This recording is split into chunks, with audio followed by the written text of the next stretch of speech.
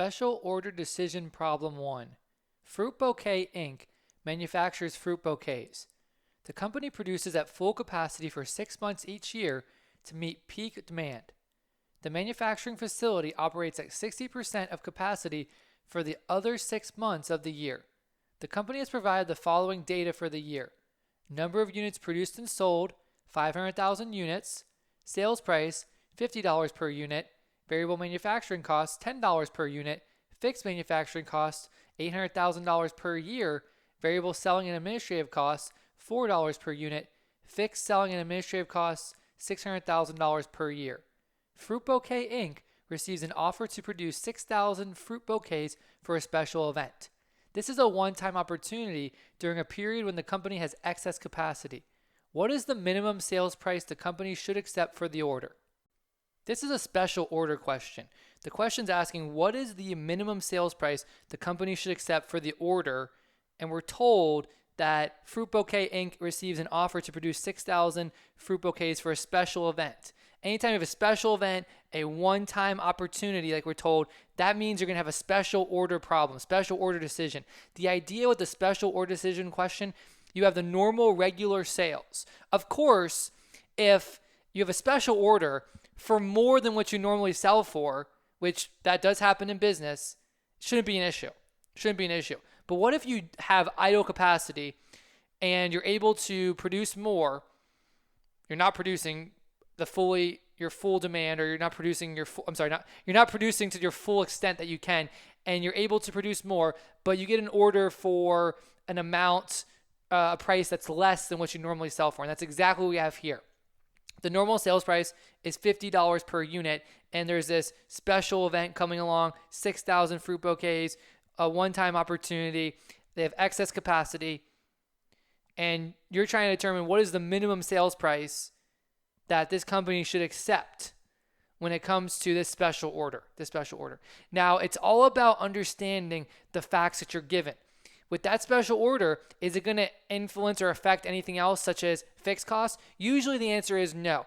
Usually the fixed costs, they are fixed. So regardless whether we have the number of units sold is 500,000 like we're given, or 600,000, fixed is fixed. Those are fixed costs. Those do not affect, that's what the variable cost goes into play. So the variable manufacturing costs, if we increase by 100,000 units, of course, variable manufacturing, variable selling and administrative, those costs would go up for those amounts, but the fixed costs of fixed selling, join those two words, right? Fixed and selling, I said felling. Fixed selling and administrative costs and fixed manufacturing costs, those should stay the same whether we go from 500,000 units to 600,000 units. So that's all this question is asking, is just we have potential for 6,000 additional units, but the idea is that they're going to want to pay a price less than $50. And they're saying, we're not going to pay $50 per unit. What price can we get for this special order, 6,000? Another thing is sometimes customers will come to businesses with huge orders, like 6,000 fruit bouquets, just one event. One specific event, they say, well, I know your normal cost is $50, but what about bulk pricing? So you have to take that into account as well. You're getting 6,000, we have excess capacity. So what is the minimum sales price? Again, nothing in the facts tells us that the fixed costs are going to increase due to these 6,000 additional fruit bouquets. We're told that we're operating at 60% of capacity for part of the year, and for 6 months of the year, and then the other 6 months of the year, we're at peak demand. So we're at 100% capacity. So this excess capacity for the 6,000 units, we are in line. It's probably in this 6-month period that we can do these 6,000 fruit bouquets, which is fine.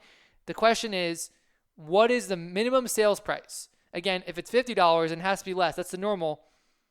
What is the minimum sales price?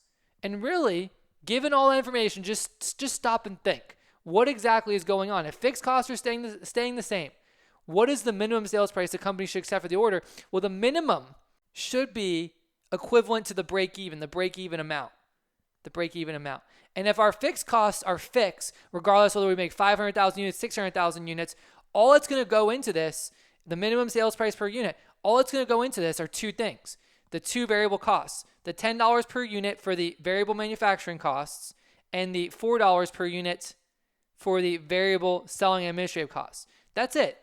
The fixed manufacturing costs, those are going to stay the same, so we can ignore that. We can ignore the fixed selling and administrative. We're going to take into account the two variable items. So that means that the sales price, we're just going to add together the two variable costs, the two VCs, which again, the variable manufacturing and the variable selling and administrative. I'll write those out.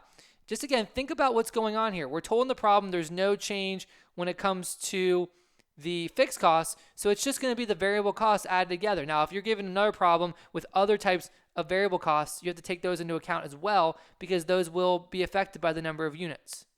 So we're just going to add those two numbers. We're just going to take $10 for the variable manufacturing per unit plus the $4 per unit, and that gives us $14.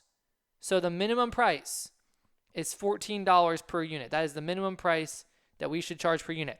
Now, this question, the way it's phrased, what is the minimum sales price? The idea is that you want to get more than $14. Well, I guess you could get $14 and then break even. There's nothing out there other than maybe opportunity cost issues, but nothing is coming to you at this point with the facts given. So at a minimum, you want to accept $14. If you accept less than $14, you're losing money because you're not covering your variable costs. Fixed costs are fixed. They're not changing. So $14, that is the minimum you can accept. Of course, we want to go more than that, try to get profit, but that is the minimum amount. And maybe you don't get a profit, but maybe it creates a relationship in the future where they come to you and then you can charge more in the future. So keep that in mind.